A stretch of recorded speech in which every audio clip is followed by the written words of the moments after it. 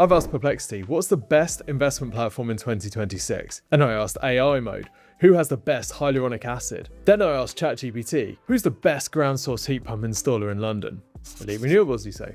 So what do all these searches have in common? Well, there are winners and there are losers. The winners are the ones that are being consistently recommended. The losers are the ones that aren't even being featured in the conversation. Now, you might have noticed that these AI tools are recommending your competitors over you. And you might be wondering, how do they do that? What's going on? Well, that's exactly what we're going to cover in today's video. I'm going to show you behind the scenes using a very special tool that actually allows you to deconstruct what's going on so that you can copy what your competitors are doing, intentionally or not, that's leading to them getting featured in AI answers. That means you can then replicate parts of their strategy and implement them yourself. The goal, of course, is to use those strategies to not only beat, but dominate, crush your competitors. And I'm going to show you an example of a business that we've helped do exactly that. Sounds pretty fun, right?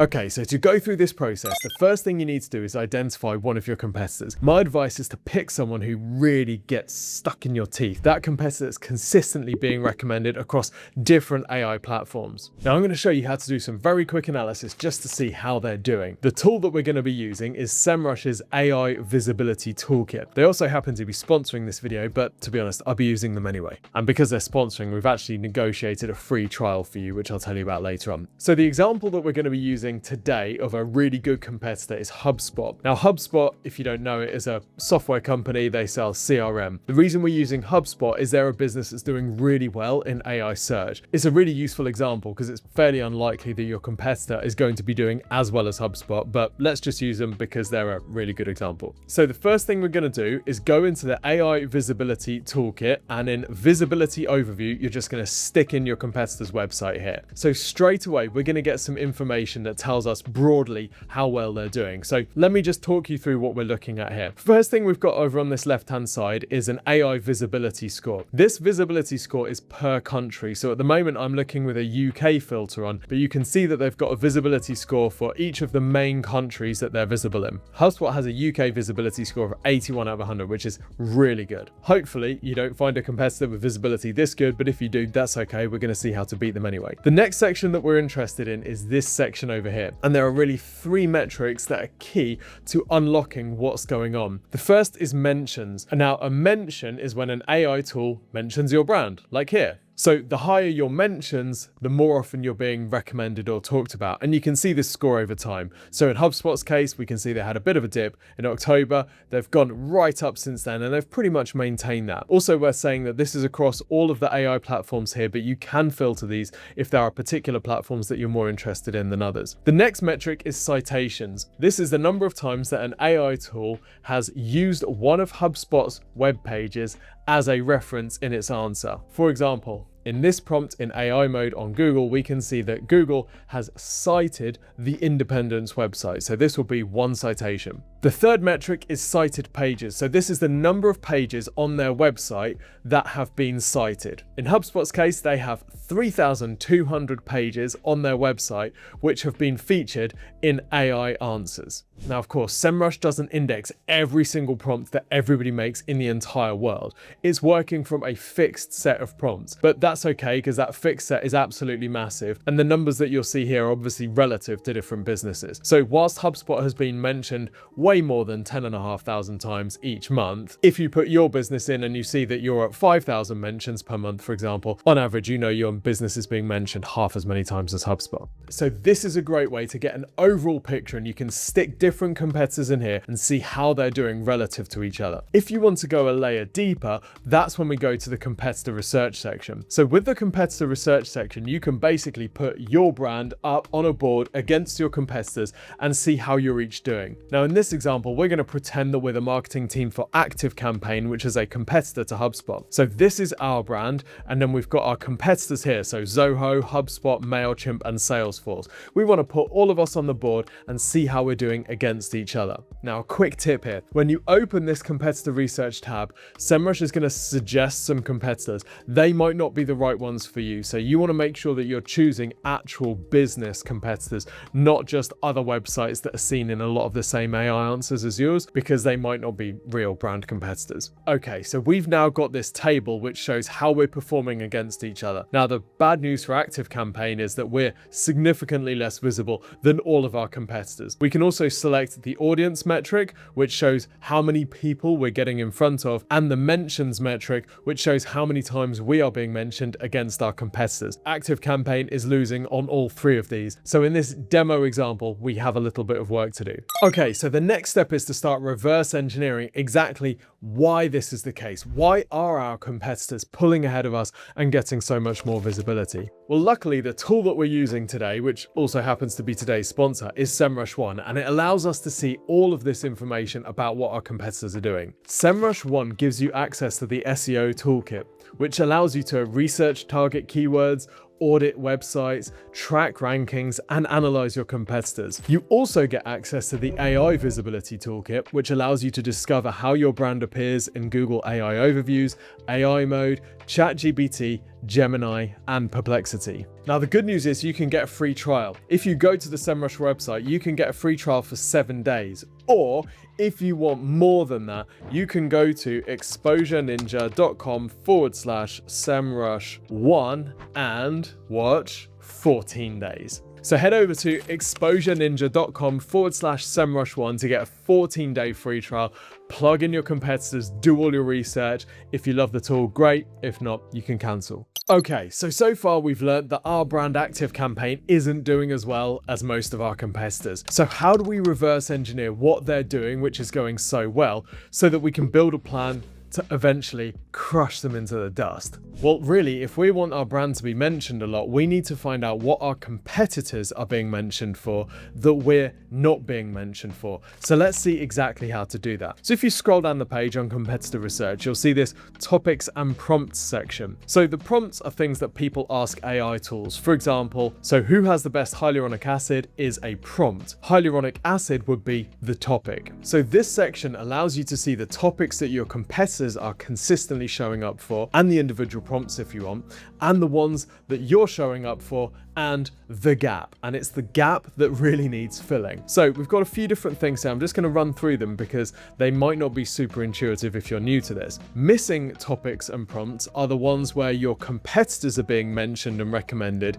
but you're not. So this is the gap. Weak are the ones where your competitors are being mentioned more than your brand. Shared topics and prompts are the ones where you and your competitors are both being mentioned. Strong topics and prompts are the ones where you're being mentioned more than your competitors. And unique topics and prompts are the ones where you're being mentioned, your competitors are not. So generally speaking, the higher the number in strong and unique, the better you're doing. If you're seeing a lot in missing and weak, sad times. Now, there's one really important caveat here, and that is that not all prompts and topics are created equally. Let's take a look. So WhatsApp link and fake chat methods is one topic where ActiveCampaign is showing up for, but others aren't.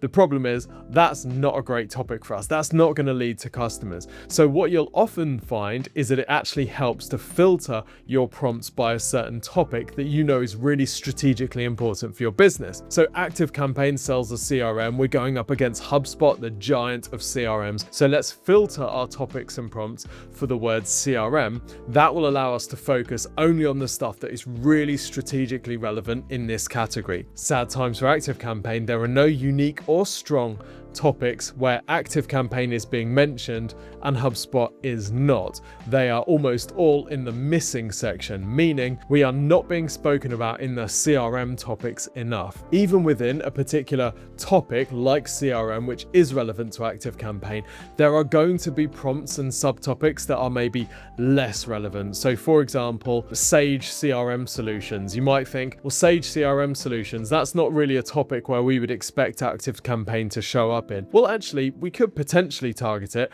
and some of our competitors are being featured in these prompts. Maybe somebody's looking for Sage CRM alternatives or Sage CRM integrations. Those might be topics that we want to prioritize. Then there are going to be topics like CRM benefits and advantages where you absolutely want to be featured. And we can see here that Zoho, HubSpot, and Salesforce are all being featured here.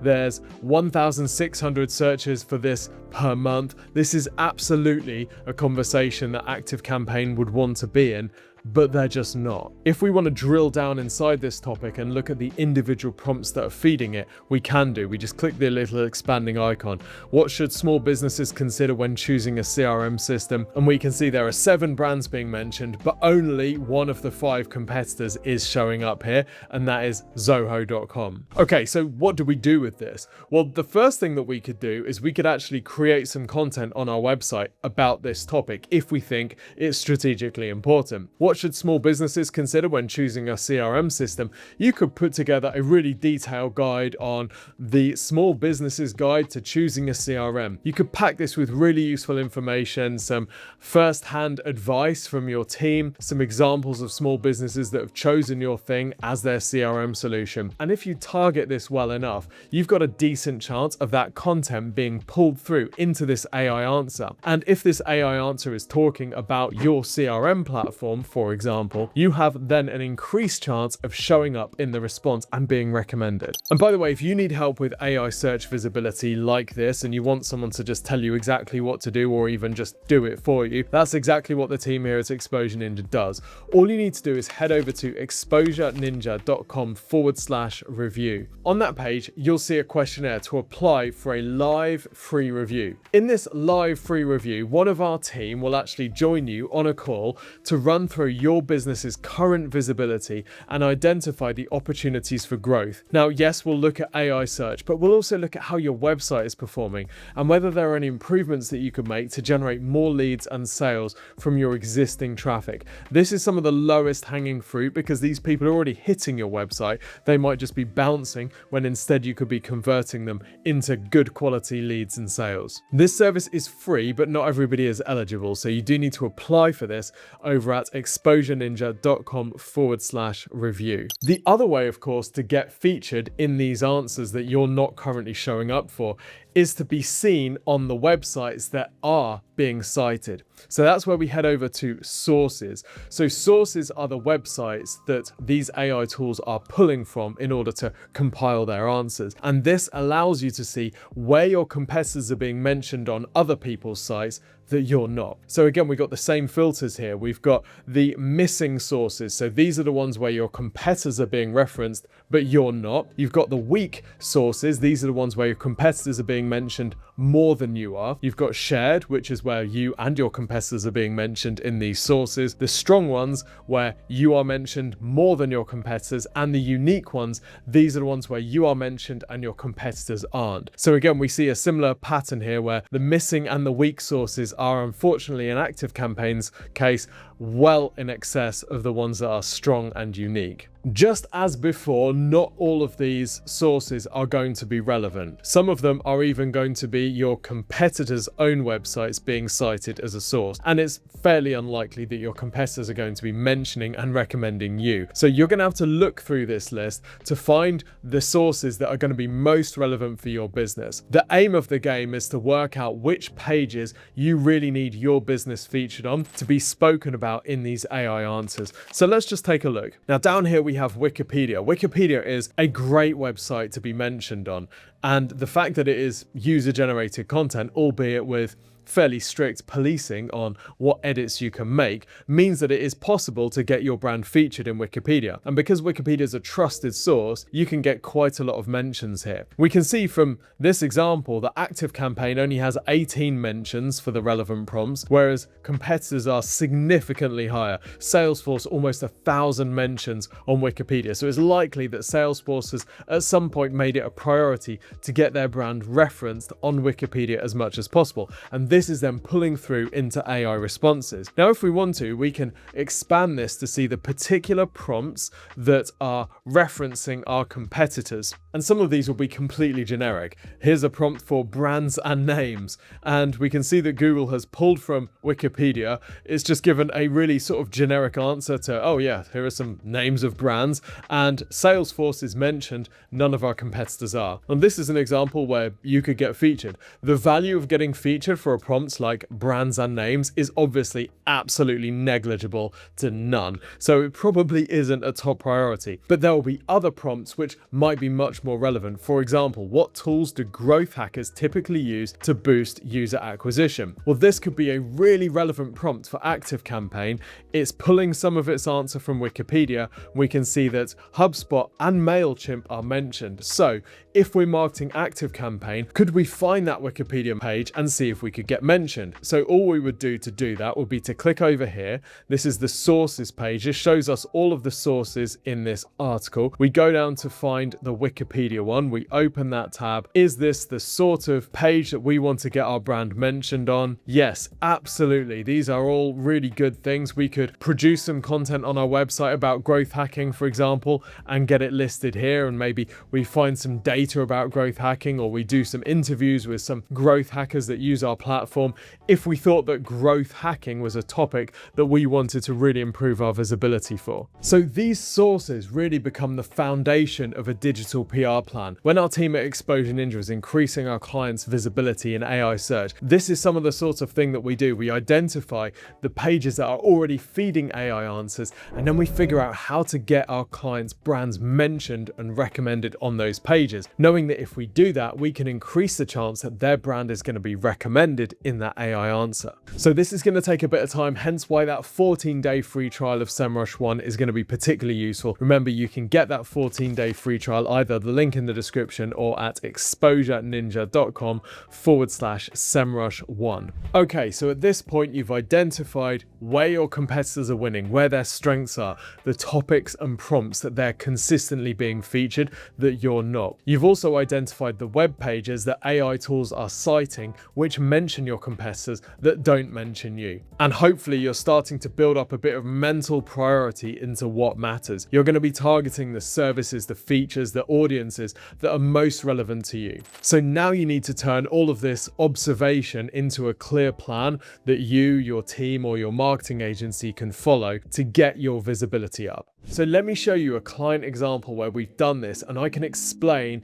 the prioritization framework that we used in order to improve their visibility. Because right now you might be feeling completely overwhelmed. There's loads of stuff that we need to do. We know that our visibility sucks. What do we do first? Well, for this client, Value Capital Funding, we helped improve their visibility in AI search and traditional search at the same time. Now, they help businesses that are struggling with debt, but they didn't really have much visibility in traditional search or AI search, and people didn't really know that they existed. This is actually the perfect scenario for AI search, because if people don't know that you exist, but actually you've got the solution to a really valuable problem, you can get AI tools recommending your brand as a solution that customers may never have known about previously. And that's exactly what we did. This business had been really reliant on paid ads, but the trouble is, if people don't really know that you exist or don't really know what you do, they might not be searching for that. So those ad clicks can be very expensive and pretty low quality. So the first thing that we did was work on their positioning,